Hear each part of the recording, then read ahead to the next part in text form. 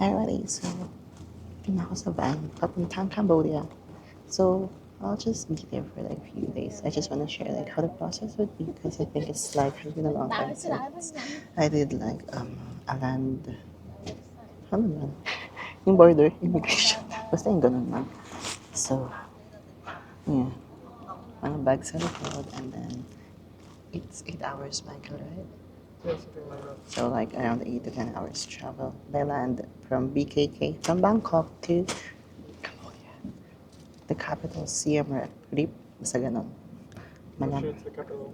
I think it's not. I think the capital is Phnom Penh. Yeah, Something like that. So ayun, makita-kita tayo then just sharing like a little bit of like how the process would be. It's just very easy actually, just gonna cross the border because we're part of the ASEAN country, which means that we don't need visa going to Cambodia and we can stay up to 21 days. So I'll see you and antok ako dahil. Promise, kasi 30 minutes lang ako nag-ayos ng sarili. And then, natest yung backpacker mode ko kanina. Literal na 10 minutes lang. Tapos, dumating yung taxi. Sakay. Hindi ko alam kung dala ko yung mga gamit ko. Basta chinik yung passport ko, cellphone ko, okay na yun. Pag may nakalimutan sa Bangkok, balikan.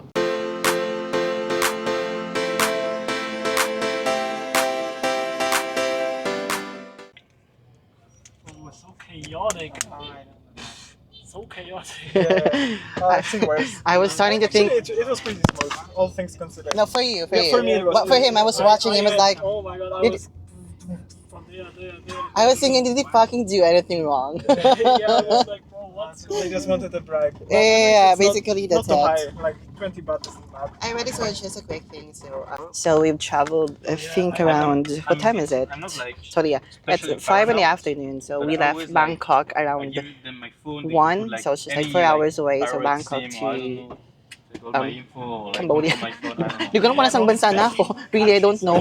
Cambodia, I guess. Parang gumising ako ng umaga lang sa Bangkok ako tapos You know, naidlip ka lang sa bana sa ibang bansa ka na again. So just sharing you a quick insight about the immigration, like the land travel thing, the border controls and things. So it was just really quick actually for Filipinos because we're part of the ASEAN something. So yeah, that's it. They don't need anything. So I've heard like some tip lang to ha. It's just a tip. Ano ma-interview ba? Tapos in-stamp lang ng immigration officer. May ano ka lang. You just have to sign like this form, like visa on arrival something form. So you're just gonna need that. It's like a yellow paper. I think I can actually show that. But do you only get like Cambodia? Or, yeah, okay, because I got like Cambodia, Vietnam, I don't know, like Laos, Sorry. like an Asia e-visa. Wow. Really? Yes. I didn't know that we have that. Yeah. I don't know that. So here. Yeah, So, I traveled to Vietnam after Yung Cambodia, kabilang part and nito is then- my information so I cannot show you, but it looks something like this. So if you need that, so once you like reach the border control, the passport control, you just have to, fill one of that and then you're good to go. That's it. It was just really easy. Once you go out from the immigration, there's gonna be like a lot of people like trying to rip you off, like give me a tip, something like that, and dead ma kung ano man yung nangyari. So yeah, but basically that's it. So we're heading to our final welcoming into Cambodia. So we're heading to our hostel. Let's see how this day goes. So yun lang, very quick lang to, just so you know like how the immigration goes, how the immigration went. Anyway, sorry, nalibang ako sa usapan namin inside. I don't know if you can see this, but here. Pero Pilipinas, di ba? May mga panipahat. So, ano ba? May pala ka sa Pilipinas, right? Sign of likes Philippines, aside just from the Chinese temple, mga ganyan. So, ayan. Pakita ko lang 1 minute lang to para makita nyo lang how it looks like. This is like a few kilometers away after the immigration. So, this is what you can see. Put my Diba? luggage. Very Filipinas lang siya. Beer. Everybody again, welcome to Cambodia. I'm not also sure why I'm here, but okay, yeah, just let's do it. Everybody, so yeah, here we go. We just arrived. Let me show you it. So this is like where this is the drop off from, all the way from, my English is not working now. It's expired, I need food. So dito kami dinrap. So this is where like the van driver dropped us. So ayun, I was not supposed to do like to record this or anything, but it was my first time to ride a tuk-tuk. So let's do it. So ayan, we're officially in Cambodia and ang taray ng first day. Did he say it's free? Supposedly. Okay. Do you believe them? I don't. out, I guess. I mean, I don't have any fucking money, so we're supposed to be dropped off at the house, right? I know. I don't know. Actually, I don't know. Anyways, the pub house. Hoy, everybody, pakita ko lang yung ride ko sa tuk-tuk. Oh, welcome to Cambodia, by the way. Oh, ayan na. Hoy, nagtuk-tuk ako. Ang tari ng first night, diba? Nakatuk-tuk, alam mo yan. Libre daw to. Pero, malalaman natin mamaya kung totoong libre ba to or charis-charis lang. Wala na. Oh, come with me. Magtuk-tuk tayo sa Cambodia on the first night. Diba? Ito yung mga bagahe namin, no? O, bagahe talaga. Look at our luggage. Our baggage. Yan siya. Diba? Tara magtuk-tuk tayo sa Cambodia. Wala lang. Gusto ko lang. We're in the... Oh, ang ganda. Okay. Did you see It's that? a touristy place. Oh, yeah. Did you see that? The bakery? Yeah. I'm okay. I can survive here.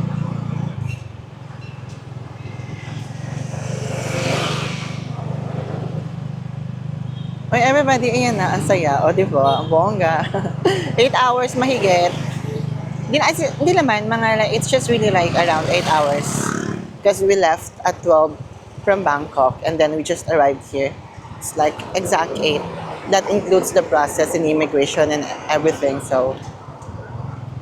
And then, okay na, sige na. Bukas na tayo magkita-kita, pagod na ako talaga. Sorry naman. Pinaano ko lang yung tuk-tuk experience ko. So ito yung second day sa Cambodia. Kasi di ba yesterday, dumating kami. Pero hindi naman ako lumabas after. Lumabas kami ni Michael para kumain. Tapos yun na yun, bumalik na kami. Naglakad-lakad pala kami konti. Nag-check kami ng mga motorcycle rent. Kasi may sakit siya today. Ayun, doon siya sa bahay. Ay, sa hostel. Bahay. Ano to ha? Very quick lang to. Just really wanted to show you. Very, very light lang kung ano yung itsura ng Cambodia. Kasi ilang araw lang naman ako dito. Siguro 5 days max.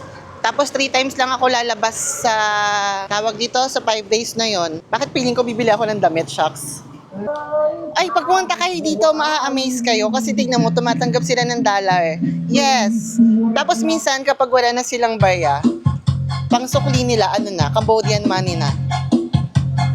Sarap mamili dito, ang mura. Tingnan mo, oh. Lagi laro, $2 lang yan. Oh, $1.90. How Cambodia looks like. Para kang nasa Pinas na parang hindi ka nasa Pinas. Wait nga, may titignan lang ako sa 7-Eleven. Dapat for today's video, bumili tayo ng ng tubig. So, ayun, pag pumunta kayo dito, huwag na kayo magproblema about sa exchange kasi tatanggap sila ng dollars. Yes. Well, again if you go here, you don't need to exchange your money. Because they will accept dollars. And even baht, some stores, they do accept. Wait, asan yung hinahanap ko? Wait lang, may bibili na ako. Oh, wait lang. $5, 250 pesos. Ganda ko, oh. Laro. Gaganda-gandahan na naman tayo. Hoy, gawin ko sa araw na to. Wala, ipapakita ko lang yung wait lang, ulitin nga natin. Nandito ako sa may wala ako sa mood shocks. Nabad trip kasi ako dun sa babae, sa reception namin. While ako dahil kanina, kala niya, hindi ko siya aawayin. Wag ako, girl. Bastos talaga siya. Literal na bastos. Hindi ko alam kung ano yun sa receptionist. Magre-review ako ng malala. Hindi ako pala review, pero pag feeling ko na violate ako, magre-review ako. Kasi post ko rin, charit lang. Ang tamad ko mag-ganon. Actually, minsan gusto kong gawin yon, pero wala lang, tinatamad lang ako. Nakakalimutan ko rin naman. Bago ako matulog ko lang, nakakalimutan ko na. Pero pagising ko, naalala ko pa, nako talaga naman, lalaban ako. Ay. Anyways, everybody, welcome to Cambodia once again. We are currently here at Siem Reap, parang ganon, Siem. Siem-Reap. So, it's one of the big cities here in Cambodia. I think pero this is not the capital. Capital is Phnom Penh. Parang ganon. Oh. Anyways, ilalakad ko lang kayo. So, very quick lang to kasi again, it looks like Philippines pero meron pa rin siyang touch, syempre, ng ibang bansa. So, ayun. Oh, yan na, para sa mga gustong pumunta ng Cambodia, panoorin nyo to. Oh, ayan. Paano ba? Oh, sa mga taga-UAE dyan, parang hindi kayo mahirapan sa pera. 100 dirhams equal to 100,000 Cambodian riel. Yes, so ano tayo, 100 to 100,000. Ganun yung mga kaganapan, para hindi kayo mahirapan.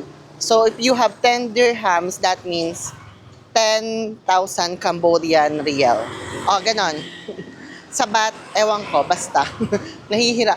O, ganon din naman halos, kasi pareho lang naman yung value ng baht, pati ng dirhams. Hindi naman nagkakalayo. Ang hilig talaga nila sa mga ganyan. Yung mga insekto. Uy, sorry naman, I'm not maarte, pero hindi ko alam kung ako lang to, pero medyo naduduwal ako. Pag naamoy ko yung mantika na, alam mo yung parang ang dami ng niluto. Kahinaan ko yun. Medyo maga yung mata ko. Kaya pumipikit-pikit ako, sorry na mamaga. Hindi ko alam kung bakit pagising ko dahil siguro sa yung tinutulugan ko maalikabok, so baka lumipat ako. Anyways, balik tayo sa city. Puro mukha ko na naman, mababash na naman ako nito. O, ayan, di ba? Big city to, so mukha lang tong mukhang any other city. Ganon. Ano to ha? City tour. Siem Reap. Ayun yung caption nito. Kay Toretto in Cambodia, Siem Reap. Close open parenthesis. Naghahanap na rin ako ng laps actually kasi pa alas 6 na. I really like DJI Osmo. Pocket 3. Wala lang, ang dali niya lang dalin. Tapos hindi pa nakataas yung buong kamay mo. Gets mo yun? Tapos stabilize. Whoever invented DJI Osmo Pocket 3, you're the best. Hi, tuktok ko. Sumakay ako dyan. Kagabi, ayun yung vlog ko kagabi. Alam ko na, idudugtong ko na lang to sa vlog ko kagabi. Huwag na natin ihiwalay ito. Ayun na lang. So last night, we arrived from... Nakakita ako ng mga chicken wing. May sakit si Michael, tatanungin ko siya kung gusto niya ng laps. Total siya naman nag-arrange ng lahat ng tour na to. Bilang pasasalamat na hindi ako nag-isip. Alam mo, kahapon, first time ko yun. Inapunta ako ng Cambodia nang hindi ko man lang ginamit yung, siguro 1% of my brain lang ginamit ko. Yun lang. Tapos nakarating na ako dito. Lahat inarrange niya, parang, ito na yung bus natin, ito na yung taxi natin. Tapos nahiya pa ako sa kanya minsan kasi paglingon ko, dala niya na yung bag ko lahat. Sabi ko, saan yung mga bag ko? Wala lang, nanibago lang ako. Siyempre, di ba, solo traveling tayo for the last... parang 1 year mahigit na ako nagsa-solo travel. Lakarin ko pa. May energy pa naman ako, di pa naman ako gutom. So, nakakatakot tumawid. Wait lang, shucks. Wait lang. Whew! Kahinaan ko to, kung tumawid mag-isa. Isa to sa mga kahinaan ko until now. Pansinin niyo yung mga video ko, pag tumatawid ako may mga kasama ko. Kung hindi niyo man nakikita sa camera meron, nagpapasama ako kahit hindi ko kakilala. Kasi natatakot ako. Wala lang. Itlog. Itlog. Tatanong ko sana kung ano yun. May feeling ko naman itlog, so diretso ko na lang. Para naman akong tanga nun, di ba? Pag huminto pa ako, what's this? Sampalin siguro ako nung, tanga ka ba? Itlog. Ito naman, di mabiro. Yung ganunin ko lang. Di ka naman mabiro. Pero may mga guest house dito. Hoy, wait lang. Alam niyo kung magkano yung hostel ko?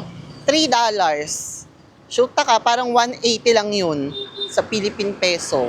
Diba? Si Michael na rin yung no? Diba? Sabi ko, my God. Saya ko talaga kagabi. Ito yung isa to sa mga pinaka-smooth na travel ko. Yung wala talaga akong inisip, girl.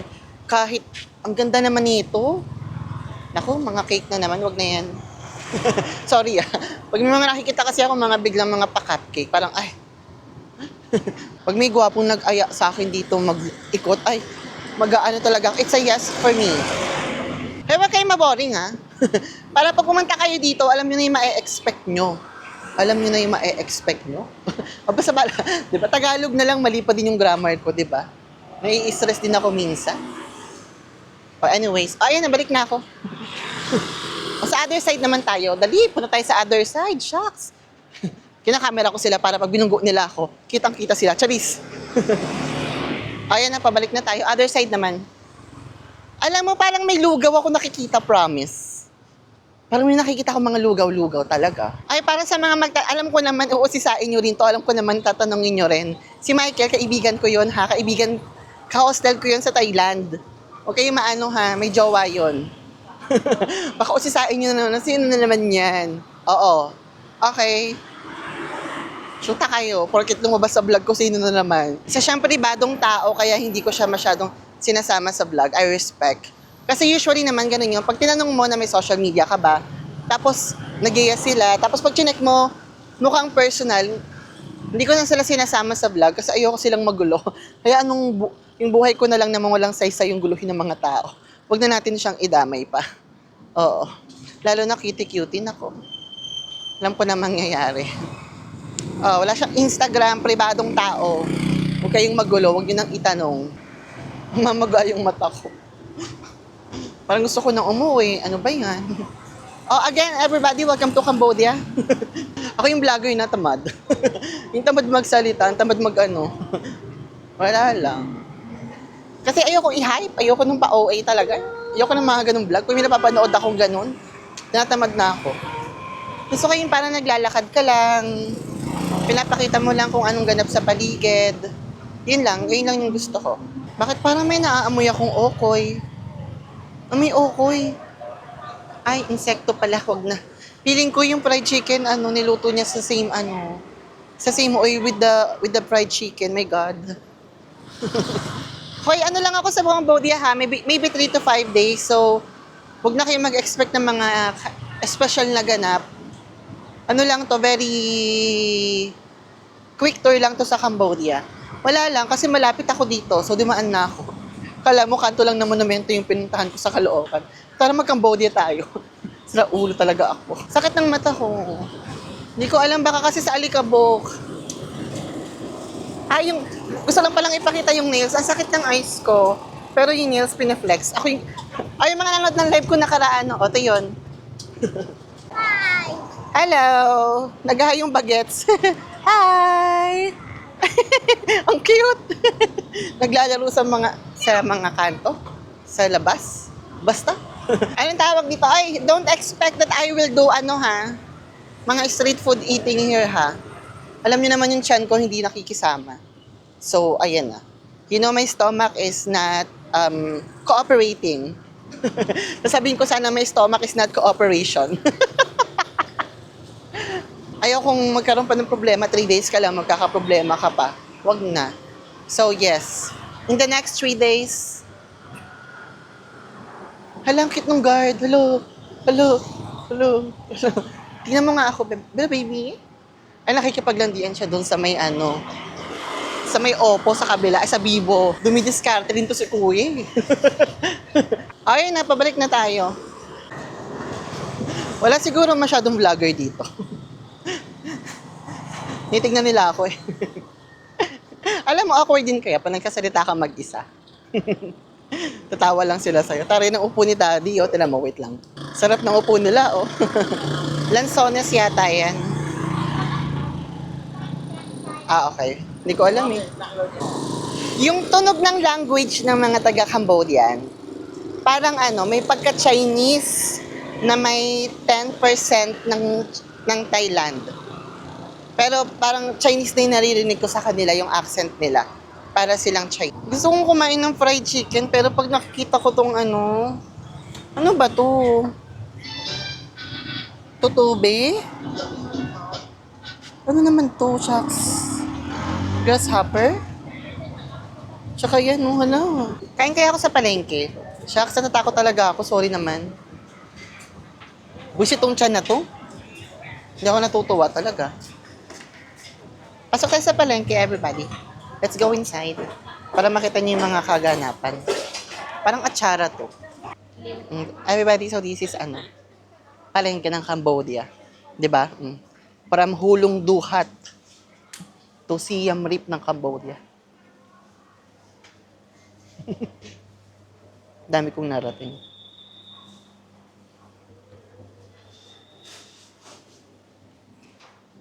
Ay, dulo na to. Hindi mo kayang bumili ng sapatos. Hindi talaga. Bigat-bigat kaya niyo. Mama ko, kada may makikita sa vlog kong sandals, bili mo ko ng sandals, bili mo ko ng sandals. Sabi ko, punta ka sa Victory Mall, doon ka bumili. Ay, shucks, may nakikita akong top. Gusto ko yung mga ganyan. Alam niyo yan, yung mga ganyan-ganyan. Ako, alam niyo yan. Gusto ko yan. Maninis ang market nila, in fairness. I like it. I love it. Naghahanap tayo ng mga pangmalakasang top. Hoy! Nakakaramdam na ako ng pagod. Ano to? Orange. Maglakad pa tayo. Ano to? The busy streets of Cambodian Reef. Alam mo ba, may kwento ako. May nakita ako sa hostel. Feeling ko nakita kami sa Fifi Island. My gosh. Feeling ko talaga siya yun. Anyways, wala lang. Kinukwento ko lang. Kasi nagkatingin na kami kagabi. Tapos ang laki yung mata niya. Sabi ko, hoo! Alam mo ang mga nangyari. Natatandaan mo. Grabe yung tawa ko kagabi. Pagbalik ko ng kwarto. Sabi ko, kilala niya ako. Hindi niya lang ako basta kilala. Kilalang kilala. Alam niyo na ang ibig kong sabihin, everybody. Wait lang. Hanap ko si Michael ng laps. May bili tayo tinapay. Nakita ko to kagabi. Sabi ko, babalik ako. Hi! Parang gusto ko nitong egg tart.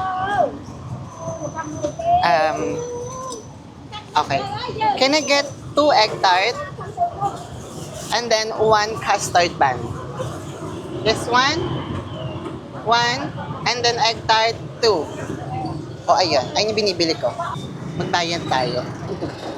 Tama binili ko. Saka lang nalilito pa ako sa pera nila. Shucks. Ay wait lang, papakita ko yung money. Wait, sorry 4,000. 5,500. 2,000, 5,000. Yeah, and then 2 egg tart. I think pera nila, ito naman yung 1,000. Oh. So, 2. One more. So, 5,500, yeah?